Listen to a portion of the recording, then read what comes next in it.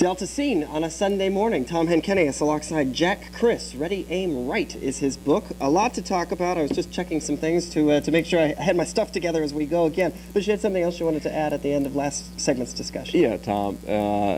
You know, education is the key, and I don't mean that as the buzzword that politicians use it as today. I'm an advocate of reason and rationality and reasoned argument.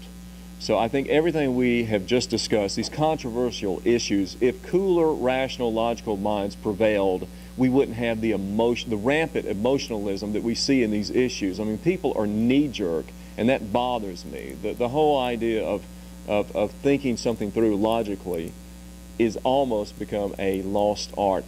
Hopefully people will see that I try to use logical reasoning in my arguments. You brought up a lot of controversial things. I don't condone a lot of those things. Personally, I do not. But if I am against them, instead of going out and trying to ban them, I try to spend my money and time educating people as to why I think those things are wrong and why I disagree with them. But I'm not going to try to force anyone to live the life that I think they should live. And that's where government comes in. Government can force us to do things. I think government should back out. Government out of it. Now, the other morning when we were talking, you mentioned something about education and changing our current educational setup. Now, you're talking education again. I'm curious what your thoughts are on education. Of course, it's always a big issue, especially in the state of Mississippi when funding is being cut. Yeah. Are you for this funding cuts? What do you see? In an ideal world, I think the state should get out of the education business. So what does that mean then? Do we promote vouchers and we promote parochial schools and private schools? How do we educate our people when this is supposedly one of our inalienable rights? Well, first let's go back and well, it's not. Education is not a right. Healthcare is not a right. Our right is to be left alone. I think, first of all, we must educate ourselves. But the question that is begged in the debate about education is, what are we educating? What are we promoting? Everybody says they're for education. I'm for education. You are too. No one is for ignorance. Right. But what is being taught in schools? Politicians come out on the right and left and say, we're for education. We're pro-education. What is being taught? I think we need to look at the textbooks and see what exactly is being taught. Is logic being taught? Is reason being taught? Is rationality being taught? Not hardly. Not in the textbooks I have seen. I see a lot of propaganda. And when the state enters into the education business, they tend to promote what they want to promote. You know, at this point, though, certainly you could not get the state out of education entirely. But money's not the answer. I want to look at how well teachers are teaching, and I want to look at what they are teaching. What is the curriculum? Should we give more money to a teacher who is bad?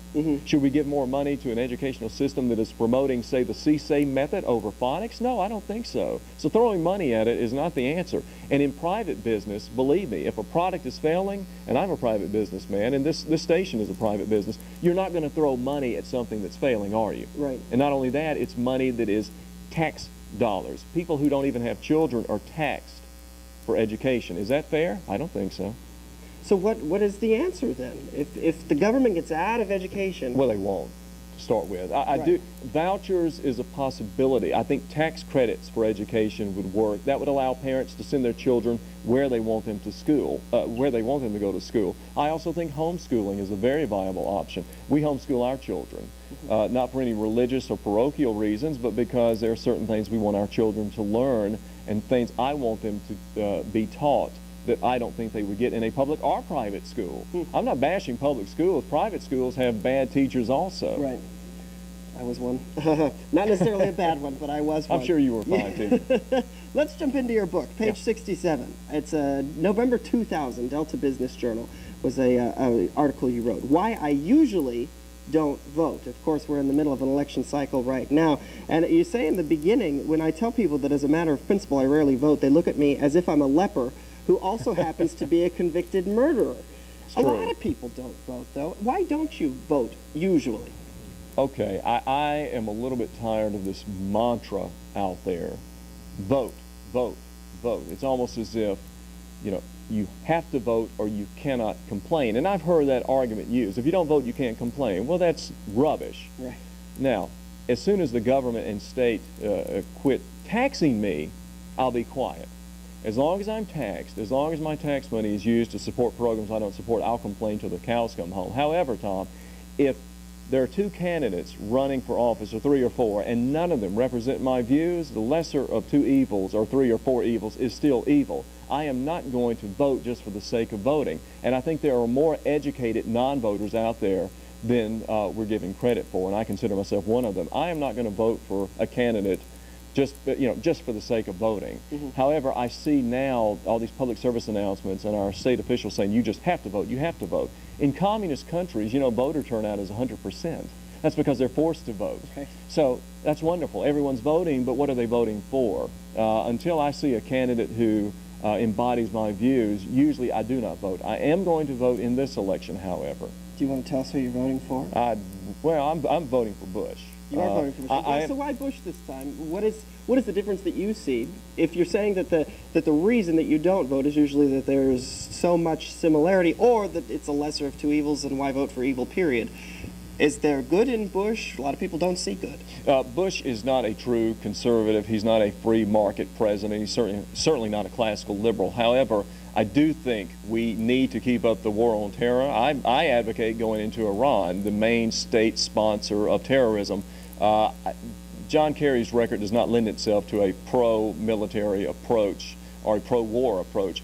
For that reason, I'm supporting Bush. I think he would, at this time in our country, he would be a better leader. But you call yourself a supporter of individual rights, correct? Yes, yes. Now, a lot of people criticize the president because of the Patriot Act, which has been criticized for going against individual rights. And the president is saying we need to reinstate the Patriot Act. I would think as an individual rights person, you would be concerned a little more with the Patriot Act. Not much, because my rights have not really been violated. I mean, when you go to the bank and open a new banking account, they ask you for what? Your telephone number? Your zip code? But the idea that the FBI can do more searches without necessarily going and getting approval from a judge, etc., that doesn't trouble you. This is what troubles the people on the quote-unquote left. And it troubles some people on the right, too. I believe it's been blown up a little bit out of proportion. I look at it as if you don't have anything to hide, you don't have anything to worry about. I say that now, with a caveat. I might change my mind later. But look, flip-flop. no, look, in times of war, in World War II, there were drastic curtailments of rights. I don't know if I necessarily agreed with those, but we are dealing with a very slippery enemy. And it's not just terror. I mean, how can you have a war on terror? Terror is a concept. We actually should declare war on Iran or Syria or Saudi Arabia and go in and do the job, and we wouldn't have to worry about a Patriot Act. Right now, it's all very nebulous, and that upsets me a little bit about Bush. But again, I do think he is the more vocal and stronger pro-war candidate than Kerry. All right, lots more to talk about, including another book you're writing coming out next spring on Covered Earth Fordyce. So we'll talk about that when we come back. Stay with us. That's a good interview. You're asking good questions. I appreciate that. I just appreciate being able to have a good interview. I mean, and honestly, Kerry kind of... Time.